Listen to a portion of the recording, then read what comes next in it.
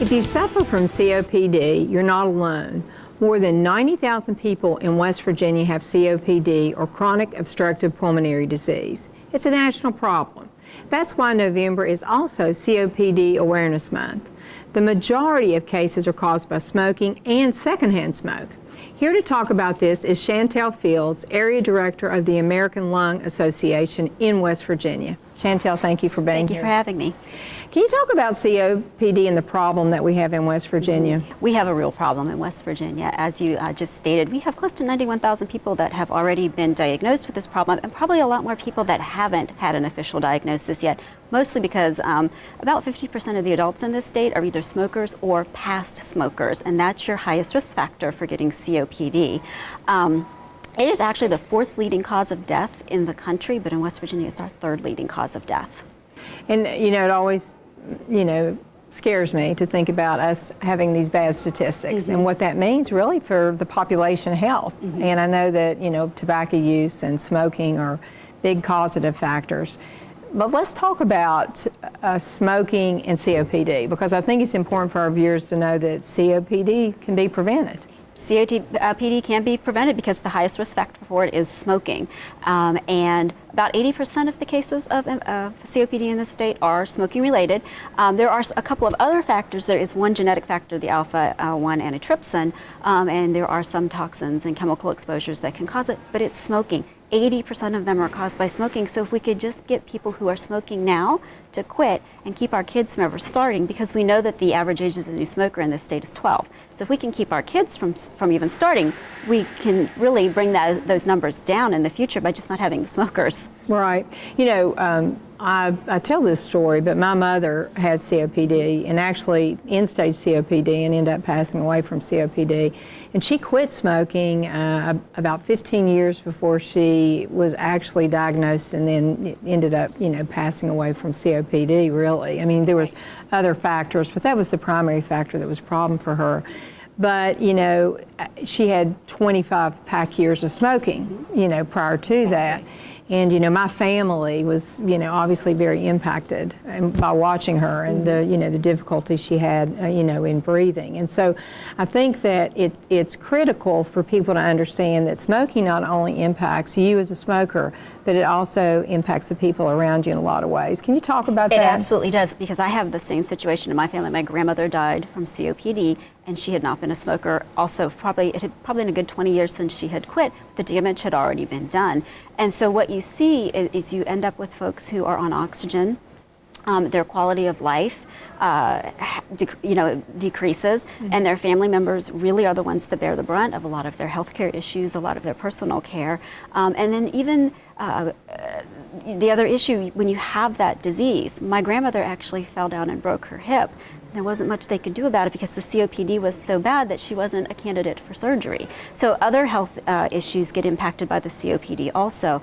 And it's really difficult as a family member to watch your loved ones struggle, because every breath they take is a struggle when they have COPD. Absolutely, I agree completely. And I think sometimes people don't realize that when you're the patient, but as a family member watching it, it's very hard. It's very difficult. The impact on the caregivers, and there is a lot that needs to be done to help those caregivers, because they struggle themselves. Their quality of life changes when they're caring for somebody with this disease. Now, the other thing I think we have to emphasize is the secondhand smoke. That's been something, as a healthcare provider myself, that I have had a problem with for many, many years, especially when it relates to children. Right.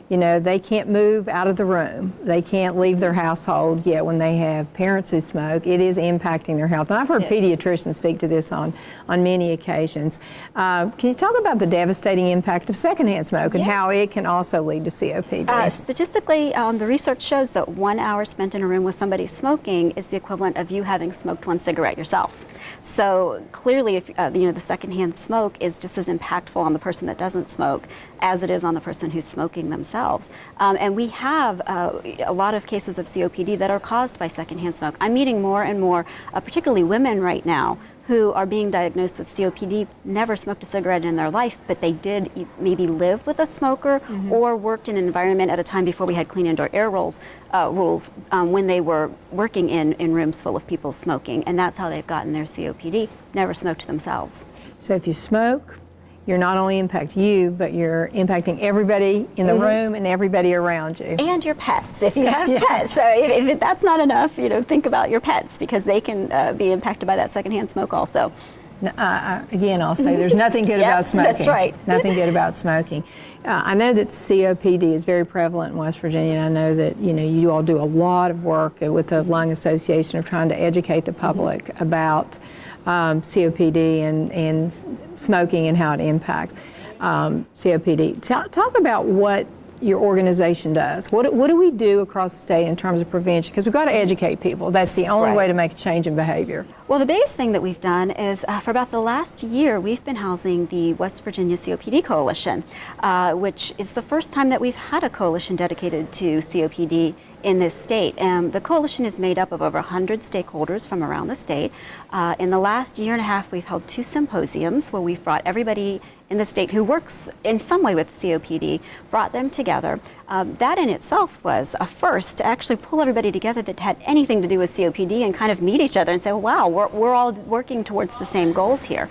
Then, as part of those symposiums, those folks actually worked to create the state's very first COPD plan, which we rolled out in August of this year. So we now kind of have a framework in place for the first time in this state that kind of shows us, here's where we're at with COPD, here's who's doing what with it, and here's where we would like to go.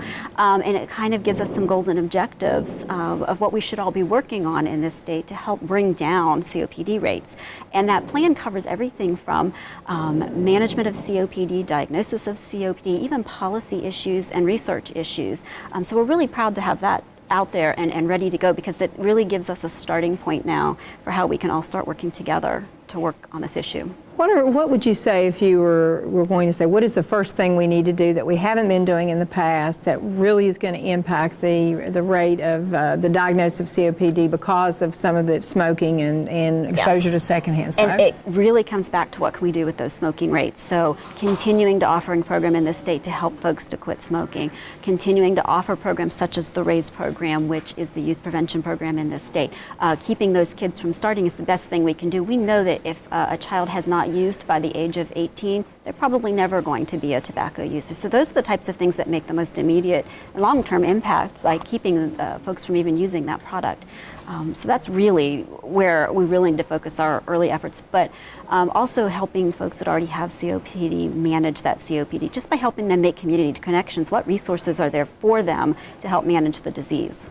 So, I mean, if you just look at it, we need to prevent smoking, we need to prevent exposure to secondhand smokes. We've got to educate people in West Virginia, keep working with our teens, but we also have to help the people that have the COPD and make sure they're getting the best treatment in the best way so that their quality of life is good for as long as possible. Yes. And we are getting ready to do our first Lung Expo in the state of West Virginia that is specifically to bring some patients and their caregivers in, as well as providers in the state. But it's going to be an opportunity to bring those patients and caregivers in so they can learn a little bit more about how to manage their disease. They'll have the opportunity to hear from speakers and vendors and do all kinds of management. Lots of good stuff. Yes, Thank you very much. Thank you. That's all the time we have for today's show.